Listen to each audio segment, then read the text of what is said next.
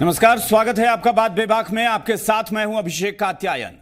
साल 2014 में केंद्र की सत्ता में जब बीजेपी और उसके सहयोगी यानी एनडीए का शासन आया, उसके बाद से पिछले 4 साल में तमाम प्रदेशों में जो जीत मिली, तो कहा यह जाने लगा, मैसेज ये चला गया देश में कि बीजेपी और उसके सहयोगी यानी एनडीए की एक तरफा लहर चल रही है। और जाहिर तौर पर बहुत सारे प्रदेशों में बड़ी जीत मिली एनडीए को, लेकिन इसके साथ ही साथ एक और चीज, एक और लहर चल रही थी, वो ये कि उपचुनाव जितने भी इस दौरान हुए, उसमें इस गठबंधन को यानी एनडीए को बार बार झटके लगे। बार बार ऐसा हुआ है कि उपचुनाव, यहां तक कि जो बीजेपी की सीट अपनी थी, वो भी बीजेपी ने उपचुनाव में गंवा दी। आखिर इसके पीछे वजह क्या है? क्या वजह है कि नए नए प्रदेश बीजेपी की झोली में या एनडीए की झोली में आते चले गए, लेकिन जहां कहीं भी वापसी की बात हुई, वहां जनता ने नकार दिया? इसके पीछे कोई वजह रही होगी।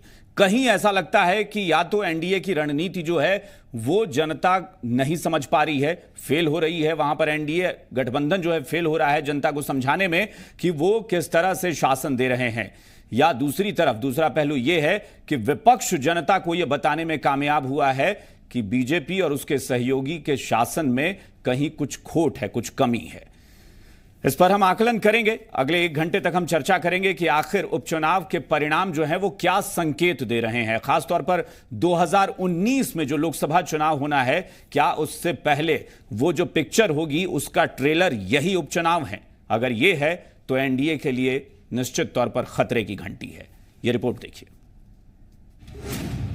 जोकीहाट की जंग में एनडीए की शिकस्त, सिल्ली गोमिया में बीजेपी आजसू पस्त, संयुक्त विपक्ष ने लहराया जीत का परचम,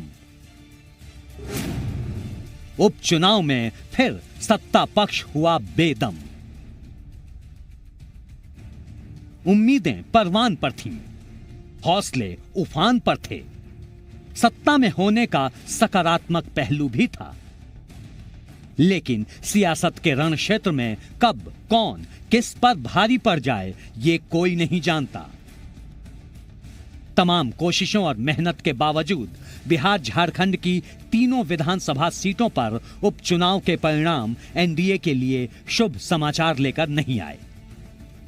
सारे समीकरणों और कयासों को धूल चटाते हुए विपक्ष ने बाजी मार ली और तीनों सीट अपनी झोली में डाल ली।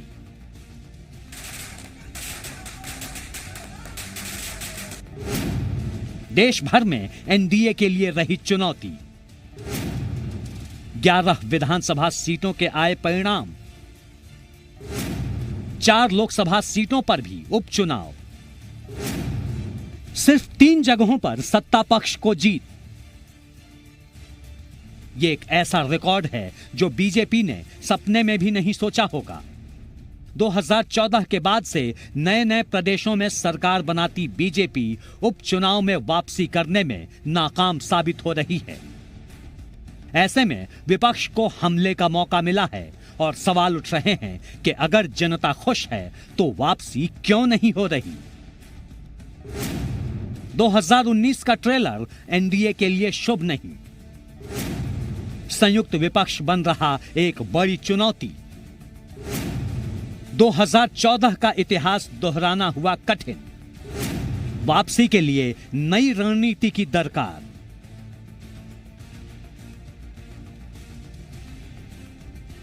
अगर पिछले सारे उपचुनावों को जोड़कर 2019 का ट्रेलर मान लें तो यह एनडीए के लिए बहुत सुखद प्रतीत नहीं होता। ऐसे में एनडीए को जहां एक प्रभावी और नई रणनीति पर काम करने की जरूरत है, वहीं यह भी तय है कि अगर विपक्ष ऐसे ही संयुक्त होकर चुनाव लड़ा तो 2019 की लड़ाई एक तरफा तो नहीं होगी। ब्यूरो रिपोर्ट, जी मीडिया। और सिर्फ बिहार ही नहीं बल्कि देश के दूसरे राज्यों की भी जब अलग अलग बात करते हैं तो उपचुनाव के नतीजे एनडीए के लिए परेशान करने वाले हैं। लोकसभा की 4 में से सिर्फ 1 सीट पर उपचुनाव में बीजेपी को जीत मिली, जबकि विधानसभा की 11 में से सिर्फ 2 सीटें हाथ लगी। अब सवाल यह है कि क्या विपक्ष को मोदी के मैजिक से निपटने का फॉर्मूला मिल गया है?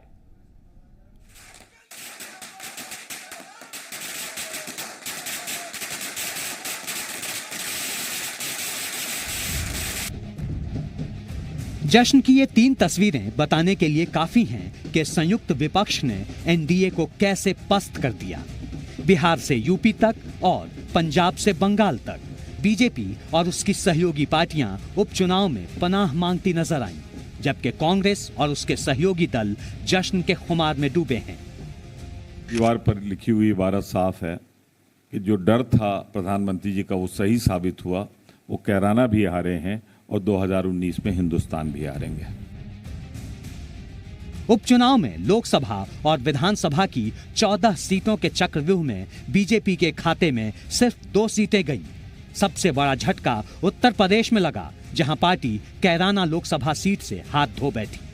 गोरखपुर और फूलपुर लोकसभा सीट पर पहले ही शिकस्त खा चुकी बीजेपी के खेमे में कैराना की हार ने कोहराम मचा दिया है, तो विपक्षी खेमा बाग बाग है।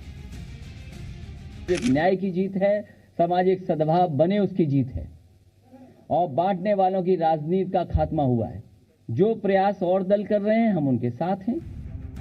मिशन 2019 की आजमाइश से पहले बीजेपी और एनडीए के लिए यह हार बड़ा सबक है, क्योंकि 2014 के बाद लोकसभा की 23 सीटों के लिए उपचुनाव हुए। उपचुनाव वाली 23 में से 10 सीटों पर बीजेपी का कब्जा था। इनमें से 6 सीटें बीजेपी ने गंवा दी, अपनी 4 सीटें बरकरार रखी। उपचुनाव में कांग्रेस को 5 सीटों का फायदा हुआ। बावजूद इसके बीजेपी मायूस तो है, पर नाउम्मीद नहीं। लंबी छलांग लगाने के लिए 2 कदम पीछे भी जाना पड़ता है, आगे लंबी छलांग लगाएंगे। हौसला बुलंद है, पर दावे में कितना दम है, क्योंकि कर्नाटक चुनाव के बाद जिस तरह विपक्ष की एकजुटता ने बीजेपी के अश्वमेध अभियान पर ब्रेक लगाया है, उससे तो यही लगता है कि विपक्ष को मोदी के मैजिक से लड़ने का कारगर फॉर्मूला मिल गया है। ब्यूरो रिपोर्ट, जी मीडिया। और अब इस मुद्दे पर हम चर्चा करेंगे कि आखिर क्या वजह है कि उपचुनाव में लगातार एनडीए को झटका लग रहा है। क्या इसे 2019 के लिए हम मान लें कि वाकई ये ट्रेलर है और तस्वीर ऐसी ही कुछ होगी, या तस्वीर अलग होगी, इससे जुदा होगी? चर्चा के लिए हमारे साथ जो मेहमान जुड़े हैं उनसे आपका परिचय कराते हैं। हमारे साथ बिहार सरकार के सहकारिता मंत्री राणा रणधीर जी हमारे साथ जुड़ गए हैं। इसके अलावा आरजेडी प्रवक्ता भाई वीरेंद्र हमारे साथ जुड़े हुए हैं। जेडीयू की तरफ से निहोरा यादव जी, ये सब सारे मेहमान हमारे साथ पटना से जुड़े हुए हैं। रांची से हमारे साथ बीजेपी प्रवक्ता प्रतुल शाहदेव जी जुड़े हैं, झारखंड के प्रदेश प्रवक्ता हैं। इसके अलावा मनोज पांडे जी झारखंड से, झारखंड मुक्ति मोर्चा के प्रवक्ता। विनय भरत जी हैं आजसू के नेता, और राजेश ठाकुर कांग्रेस के नेता हमारे साथ जुड़े हुए हैं रांची से। ये सारे नेता, स्वागत है आप सभी का हमारे साथ इस चर्चा में। पहले हम शुरुआत करते हैं निहोरा यादव जी से। निहोरा यादव जी, क्योंकि आपके उम्मीदवार थे, हालांकि पूरे एनडीए के थे, लेकिन आपके उम्मीदवार थे आपकी पार्टी से, क्या वजह रही है जोकीहाट की सीट आपकी सीट थी और निकल गई हाथ से? नहीं, मैं इस चुनाव उपचुनाव कोई मायने नहीं रखता है हार जीत का, सरकार के लिए भी। और इस चुनाव हारने के बाद हम लोग निराश भी नहीं है। नहीं, क्यों नहीं मायने, क्यों नहीं रखता बिहार है? में क्यों नहीं मायने रखता है? बिहार से भाई सुन तो लीजिए मेरी बात पूरी। हाँ, बिहार में कई ऐसे उपचुनाव हुए। मैं उदाहरण दूं, 2019 में हम लोग 8 सीट हारे थे। 2009 में आरजेडी जीता 2009 में जी। और 10 में जब जनरल चुनाव आए तो हम लोग आरजेडी और जो विपक्ष थे उनको शिकस्त दिया।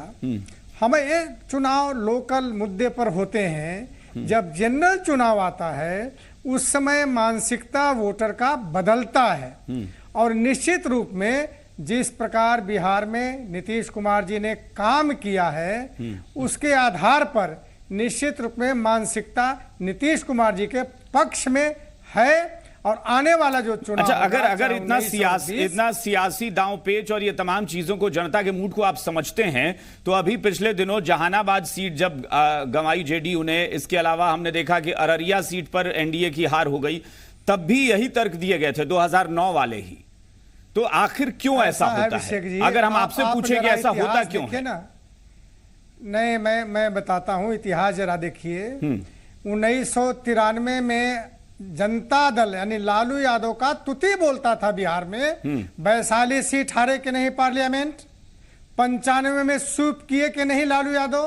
तो उपचुनाव के परिणाम से आकलन जनरल चुनाव का करना मुझको लगता है उचित नहीं है। दूसरी बात कि उपचुनाव के हार से नेता के लोकप्रियता का आकलन करना यह भी उचित नहीं है। यदि हम जनरल चुनाव में हमारी हार होती है तब आप आकलन करना उचित होगा।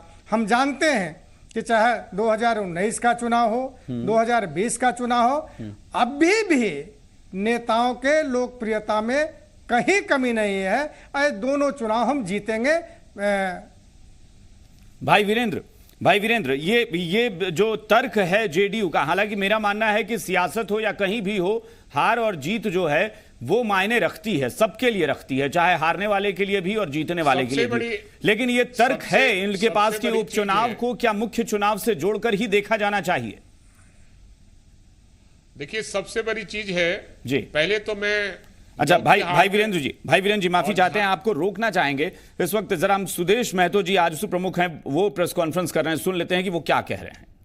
कितना क्षति पहुंचाता है मतदाताओं को जीवन में? निश्चित रूप से राजनीति में राजनीतिक जो लीड करते हैं, नेतृत्व करते हैं राजनीतिक कार्यकर्ताओं में एक मर्यादा होनी चाहिए। विपक्षी दल ने मर्यादा को पार किया है, जिसे सारे जनता ने देखा है, सुना है।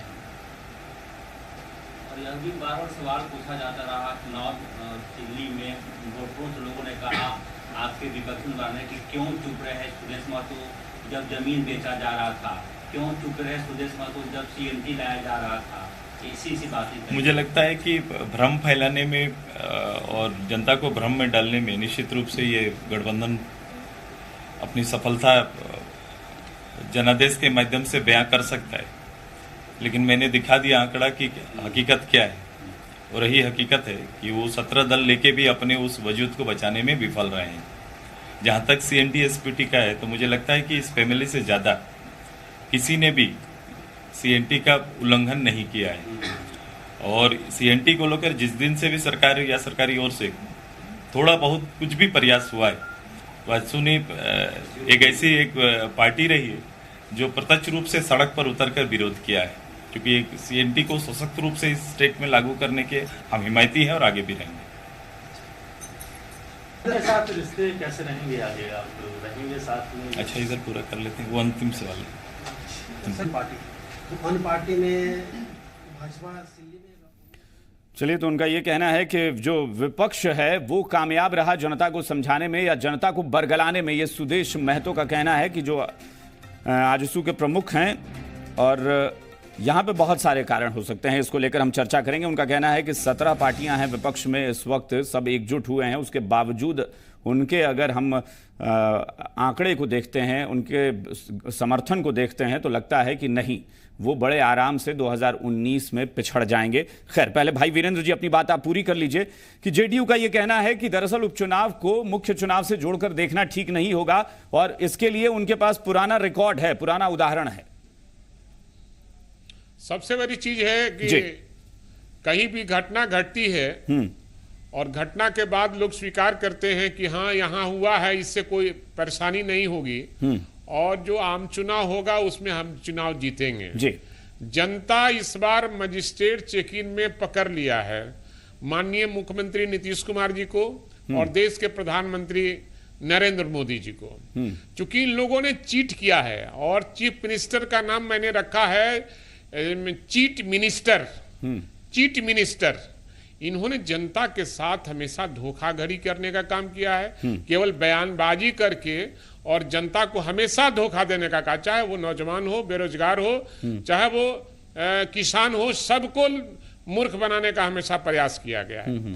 तो इस बार जनता ने मैंडेट दिया जो विपक्ष को, और विपक्ष समझाने में सफल रहा कि ये आपके साथ धोखा कर रहे हैं, जो एनडीए के लोग हैं ये धोखा कर रहे हैं और इनके धोखे में नहीं आना है, और जनता समझ गई। अच्छा भाई वीरेंद्र जी मैं इसमें सिर्फ एक सवाल जोड़ूं। देखिए, मैंने पहले ही कहा कि जीत होती है और आपको खुश होने का हक है, लेकिन आप इसे मैंडेट, चूंकि आप शब्द कह रहे हैं कि जनादेश है ये, मैं इसे ये कहूं कि आप एक बात बताइए, नहीं, दिवंगत तस्लीमुद्दीन जी जो हैं, तस्लीमुद्दीन जी के परिवार की ये सीट रही है, परंपरागत सीट रही है, और आप ये क्यों नहीं सोचते हैं कि कल तक सरफराज आलम जेडीयू में थे तो वो जेडीयू से जीत रहे थे? नहीं, वो परंपरागत सीट रही है जदयू का, और जदयू को हराकर हम आरजेडी वहां से चुनाव जीता है, इसलिए वो परंपरागत रहा है 2005 से ही। तो 2005 से ना रहा है। नहीं, तो 2005 से भी देखिए ना कि 2005 से दो बार तो सरफराज आलम साहब जीत गए, ही चुनाव जीतते रहे हैं। तो आप ये समझिए ना कि तस्लीमुद्दीन के बड़े बेटे पहले चुनाव जीत रहे थे, इस बार तस्लीमुद्दीन के छोटे बेटे वहां से चुनाव जीत गए। तो उससे कोई अंतर नहीं, जब दल हारा ना, जदयू को लोगों ने पटकनिया दिया ना, जदयू को पटकनिया दिया ना जी, उसके जो सिद्धांत थे उसके खिलाफ में लोग गए, और उनके जो गलत नीतियां थी उसके खिलाफ में गए, और जनता इस बार निश्चित रूप से ये पहचान गई कि असली कौन है और नकली कौन है। चलिए, यानी पार्टी के तौर पर आपको लगता है कि पार्टी और गठबंधन के तौर पर जेडीयू को शिकस्त देने में आप कामयाब हुए हैं? नीतीश कुमार और नीतीश कुमार जी के प्रवक्ता लोग कहा करते थे जी कि नीतीश जी के चेहरे पर आरजेडी के 80 विधायक बने हैं, अब उनका चेहरा कहां गया? ये तो लालू यादव थे जिनके चेहरे पर 71 विधायक बने थे जदयू के लोग। ये साबित हो गया इस बार कि लालू यादव के चेहरे पर ही चुनाव हुआ था 2015 में, जिसमें जदयू को 71 सीट आए थे, अब 70 सीट हो गया। एक सीट और हम एक बार रांची का रुख कर लेते हैं। बिल्कुल, चूंकि हम ये राष्ट्रीय परिप्रेक्ष्य में भी बात करेंगे कि राष्ट्रीय परिप्रेक्ष्य में इसका क्या असर पड़ेगा। एक बार झारखंड का रुख कर लेते हैं। प्रतुल शाहदेव जी हैं। प्रतुल शाहदेव जी, आजसू और बीजेपी, क्या इन दोनों के बीच जो देखने को मिला तालमेल का अभाव था, ये एक बहुत बड़ी वजह रहा कि विपक्ष हावी हुआ और बहुत जबरदस्त तरीके से हावी हुआ?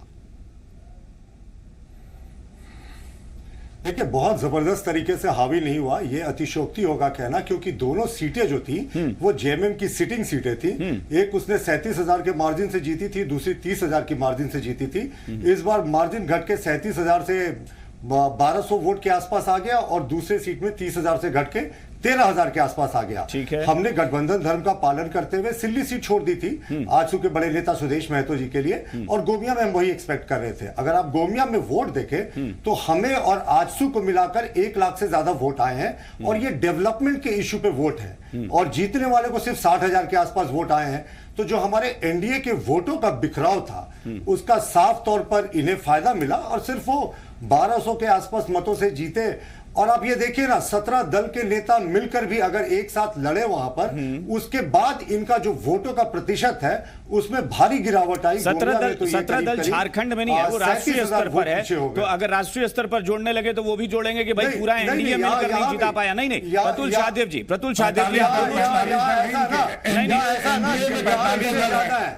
सुनिए ना, ये झारखंड के परिप्रेक्ष्य में बात कर रहा हूं। इन्होंने सीपीआई को, सीपीआई-एम को, फॉरवर्ड ब्लॉक को, पता नहीं किसको किसको जोड़ लिया। लेकिन आप जरा इसको इस तरीके से देखिए ना, को भी जोड़ लिया था। प्रतुल शाहदेव दलों का यहाँ वजूद नहीं है। अच्छा, प्रतुल शाहदेव जी, जरा आप इसको भी देखिए जरा ऐसे। आपने कहा कि ये दोनों सिटिंग सीट थी जेएमएम की, इसलिए उनके खाते में गई है, इसे बड़ी जीत नहीं कहेंगे।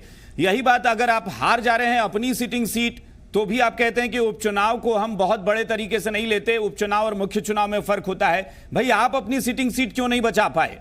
11 जगहों पर विधानसभा चुनाव हुए हैं, 4 जगहों पर लोकसभा सीट के उपचुनाव हुए हैं। 2009 में हम लोकसभा चुनाव हार गए थे, यूपीए का शासन हुआ था। 2011 में जो उपचुनाव हुआ था उसमें 27 सीटें, राष्ट्रीय स्तर पे जो सीटें हुई थी विधानसभा के और लोकसभा में, उसमें 24 सीटों पर एनडीए ने जीत हासिल की थी।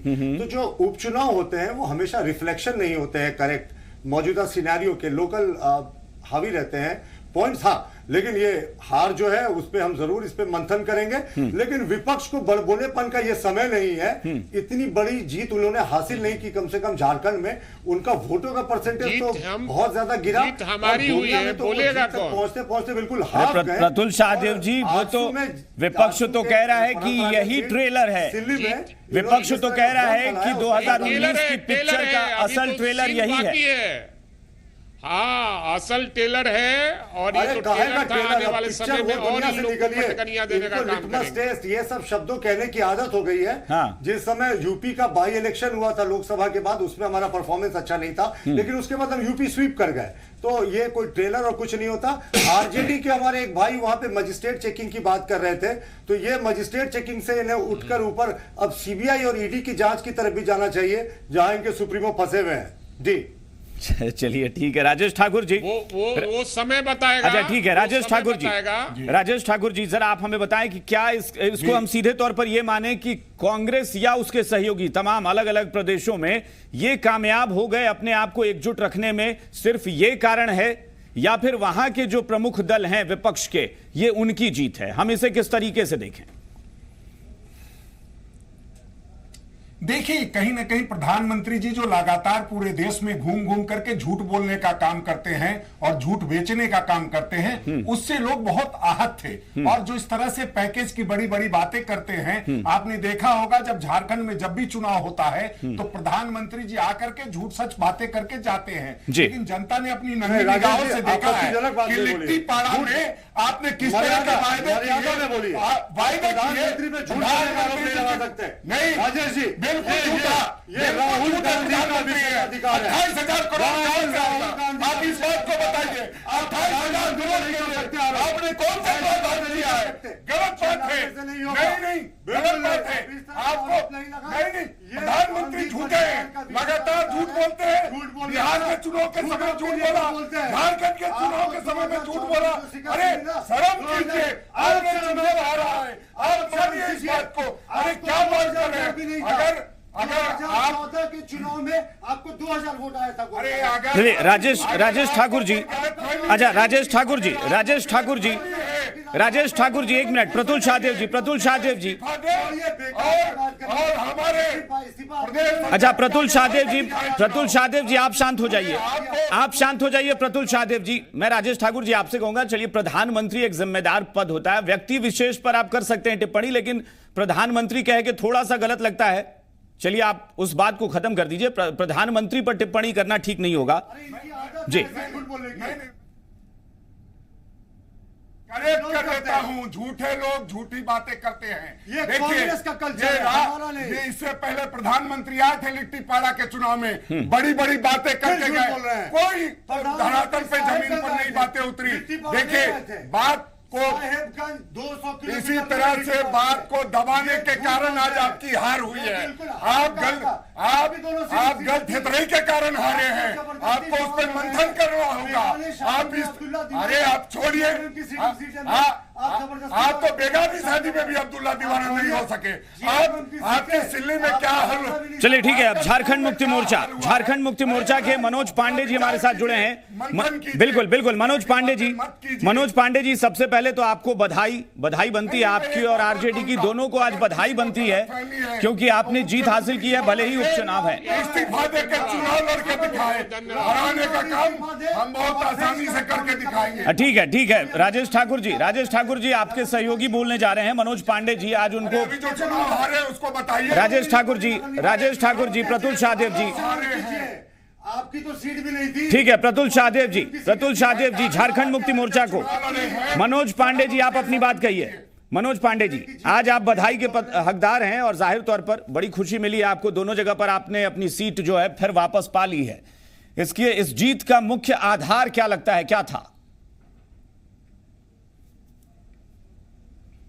देखिए, इस जीत का मुख्य आधार पहले मैं पूरी गठबंधन परिवार को देना चाहता हूं, और हमारे माननीय जो नेता हैं, युवा नेता हैं, माननीय हेमंत सोरेन जी के जो अथक प्रयास, उनका 14 महीने के शासनकाल की चर्चा सर्वत्र होती है, प्रशंसा सर्वत्र होती है। उस युवा चेहरा को लोग झारखंड का भविष्य के रूप में देखते हैं। और आज जो हालात पूरे झारखंड में बन के उभरा है, चाहे जो नीतियां रही इस सरकार की, जो जन विरोधी नीतियां रही, सीएनटी एसपीटी उसमें एक है। स्थानीयता की बात बहुत अहम है यहाँ के लोगों के लिए। यहाँ के लोगों की नौकरियां दूसरे राज्यों के लोगों को देने का कुचक्र रचा जा रहा था, उसका पुरजोर विराद यहाँ के माटी के बेटों ने किया। आदिवासी मूलवासी झारखंडियत को बचाने के लिए, झारखंड वासियों को बचाने के लिए सभी लोग आए आगे। ये बीच में बोलना छोड़ के और इनको कुछ नहीं सिखाया गया है। ये कार्यशाला सिर्फ बीच में बोलते हैं। ये दृष्टांत नहीं कीजिए, दृष्टांत नहीं कीजिए, बोलने दीजिए। बीच में बोलने की आदत ये गलत बात है, गलत बात है। बीच में क्यों बोलते हैं? बोलने दिया जाए। तरीका नहीं, पहले इनको पैनल डिस्कशन की तरीका सिखाइए इनको। क्या बात करते हैं प्रतुल जी? हार गए, तीसरा स्थान मिला। प्रतुल जी कोई बात नहीं है, उनको अपनी बात कहने दीजिए, आप अपनी बात कहिएगा, एक दूसरे का विरोध चलता रहेगा। ठीक है प्रतुल जी थोड़ा सा इंतजार कर लीजिए। मनोज पांडे जी थोड़ा इंतजार कर लेते हैं, एक छोटा सा ब्रेक लेते हैं, ब्रेक के बाद फौरन लौटते हैं और फिर से हम इस चर्चा को आगे बढ़ाएंगे। एक छोटा सा ब्रेक।